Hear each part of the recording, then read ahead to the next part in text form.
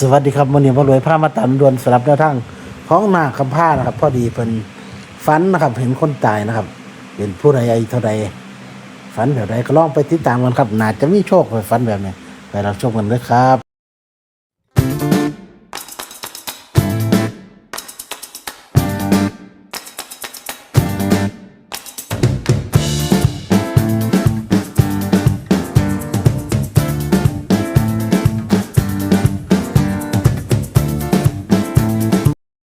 สวัสดีครับนาคำผ้าครับครับเป็นอะไรเนาะฝนตกว่าท่าบ้านว่ามันนี่ว่าตกว่ามึงขึ้นก้อนนี่ตกอยู่ตกอยู่เนาะพายุประมาณน้ำมูด แมนฮะพายุบานยี่ว่าเขาน้ำมูดบ่ บัวว่าเขา มัน เนาะ เขาที่ใส่บ่มีดอกตั้งเขา เด้อ เขา2-3มื้อน่ะตกไปลิ้นๆบ่มีน้ำจักหน่อยนะ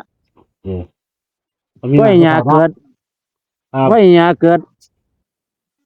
เป็นไดมันขึ้นฝันดีว่ามันขึ้น กะบ่ปานใด อืม งาน ว่าบ่ปานใด เอาก็บ่ปานใดแล้วเนาะแต่เขาตาบ่เขาตาเนาะ อ๋อพวกเราเนาะ ไอ้ฟังเว้าก็เกินแล้วเนาะ เออเอาสุพี่ลองฟังไง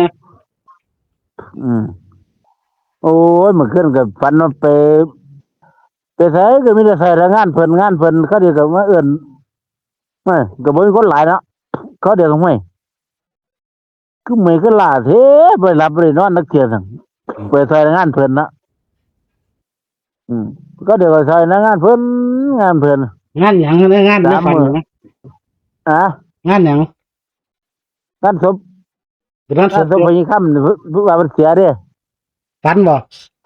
แม่น อ๋อได้ฝันมาแล้ว ว่า เสีย มัน ชีวิ เสี ต ยแม่นอันนั้นเสียชีวิตแล้วก็มันก็บ่มีคนหลายเนาะก็เลยไปใส่งานเพิ่น อ่า ไปช่วยเขาเดียวก็3 มื้อ 3 คืนแล้วมั้งไปซอยงานเพิ่นบ่ได้ไปใส่ฮอดบ่ได้ขายของฮอดหยังห่วยมันเป็นจังได๋คือบ่ให้ไปขายของแน่นอนไปซอยแต่งานเพิ่นสิคิดว่าจมทั้งศูนย์อืม อืมไปเผามาแล้วก็ได้บรรลุมาไปเผามาแล้วบรรลุมาไว้ทางท่านอีกมาอีกมานำก้นแหม อืม เป็นตัวคนอีกบ่ได้ว่าตายนอนนี่ตายตัวเนาะตายแล้วเพิ่นย่างมาสู้พากันเฮ็ดเนี่ยเพิ่นว่าพากันเฮ็ดหยังว่าก็ถ้าบุญหาเจ้านี่ล่ะไปค้ำมันมาซั่น อืมก็เลยฝันตายแล้วฟื้นด้วยเนี่ย แม่น อืม อืมคันว่ามันตายมันฟื้น อืม แม่นฟื้นแล้ว บ้า ก็ นเพิ่นคนจัดงานเลยว่าติ ไปจัดงานแหล้ว อืม แม่นฝันแล้วเพิ่นฟื้นแล้วมาอีกแล้วเผาแล้วว่าทำทางกฐานมาอีกก็บ้านน้ำก้นเฮ็ดหยังนอนนี่มันว่าจังซี่ดอก อืม ห่วยก็ไปเผาอีกเว้ยบ่แล้วไปเสียเราเศร้าเราค่อยเสียเราหมดเลยจนวันนั้นเสีย อืมตายฟื้นเนาะสังเกตเนาะ แม่น ถามดีแล้วบ่อายุเล่าเนี่ย แม่นเอาแย่ตุ๋ยแม่ไปถามแม่ จะตื้อถามดีแล้วบ่ แม่นแย่ตุ๋ยได้ไปถาม เออเดี๋ยวสิลองลบเบิ่งกันเด้อ อืม โหลบคุณหารมันยังไง แม่นจ้ะ เดี๋ยวสิบ่ถือเรา FC ให้ก็ บ้านนี้ สองห้า ก็เลยว่าลดลงจักแต้มก็เลยว่าเอาหา7แล้ว โอ้ แล้วลดน้ำแต้มหนึง โอ้ยมันบ่ได้คนบอกเด้แล้วเขาบ่ได้ลดเด้ ไว้พี่บอกคนบอกขึ้นเนาะ เด้ แม่น ที่บอกคนบอกขึ้นเราต้องตายเด้ เนี่ย บ่เก็บ เอาตายเอาตายบ่ตายกันแล้วฝันเนาะว่าฝันไหม เอาตามใจผู้ฝันเราซั่น เออ เขียนตามเนี่ยเนาะ ว่าฝันนะ เออ มันก็ยังอยู่แหละบ่ได้ก็ยังเลยมันฝันว่าก็ตายนะซั่นนี่ฝันเฮ็ดหยัง เข้าใจอยู่หมายถึงว่าถ้าเก่ามันมันคนตายดีนะมันผีมาบอกดีนะมันสิบ่ได้ลดแต้มนะอันนี้เป็นคนเปลี่ยนอยู่อันนี้คนเปลี่ยนแต่เขาฝันว่าเพิ่นตายเด้อนะ จักแล้ว ส่วนใหญ่มันก็ตรงอยู่เด้ อืม ถ้าเก่าว่า อ๋อแล้วแต่เด้อนั่นนี่แล้วแต่เอาบ่เอาก็บ่เป็นหยัง ก็สู่กันฟังก็วิเคราะห์สู่ฟัง อืม อืมนั่นแหละ แต่ว่าเศรษฐกิจแล้วเรียกบ้านกับกับว่าสอเกิดตรงกันได้เนี่ยอายุบ้านเลขที่เราฮะ98 ทับ 3มี93ก็สอ2493ก็ตรงกันอยู่แล้วคนเปลี่ยน อืม คนเปลี่ยนฝันว่าตายส่วนใหญ่เดี๋ยวกลับขึ้นมาเพราะพ่อสอก็อายู่เด้อเมียงพา ก็อันนั้นก็แล้วแต่หมอรวยจัดการเอาเด้อนั่น ขอยสิวก76กับ93เนาะจะว่ารถแจมหนึงบ่เอากันเก่า เจะรถหยัง เอากันเก่าฮะ เจะรถหยังก็จะว่าร ถเตรียมหนึงเด้75เด้ บ่เป็น75เนาะ นั่นน่ะ อันนี้ตามเจ้าเด้อจะเห็นลงให้75รถแต้มเนาะรถอายุนั่น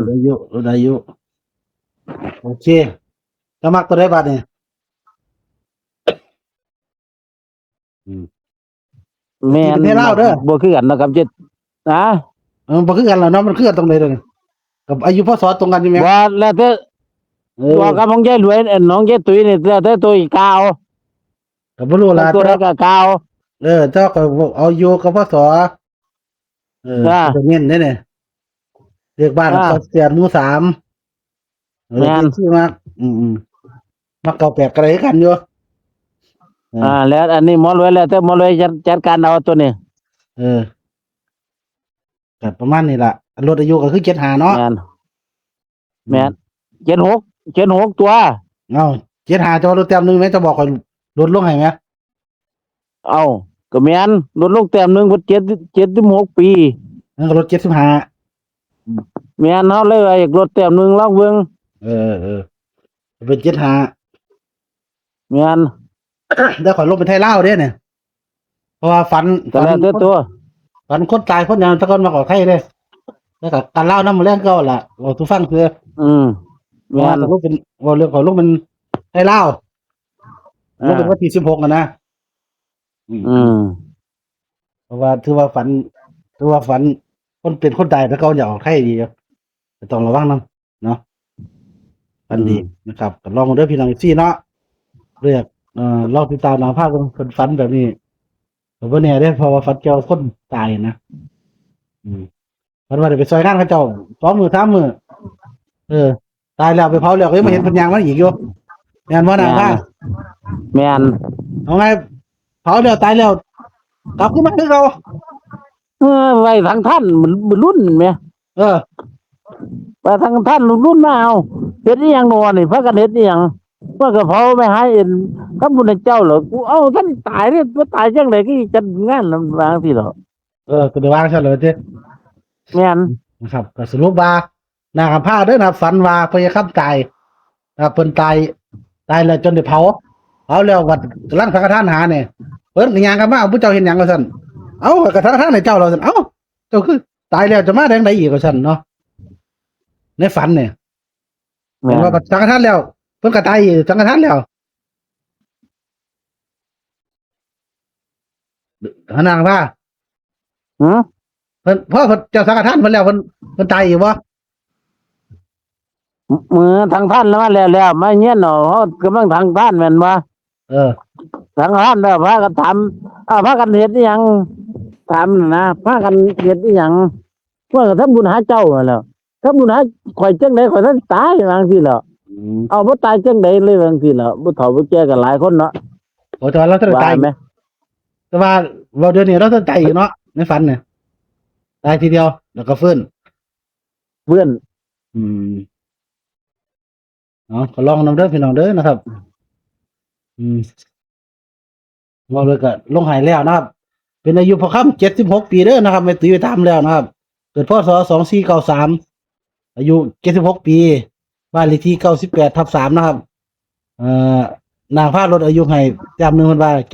75มาเลยว่า3ตัวน้ำแนว076เด้อนะครับหรือเป็น079ก็ได้แล้วแต่พี่น้อง FC ให้โชคให้มันนะความฝันนางพาดเด้อครับสวัสดีครับ ครับ ครับ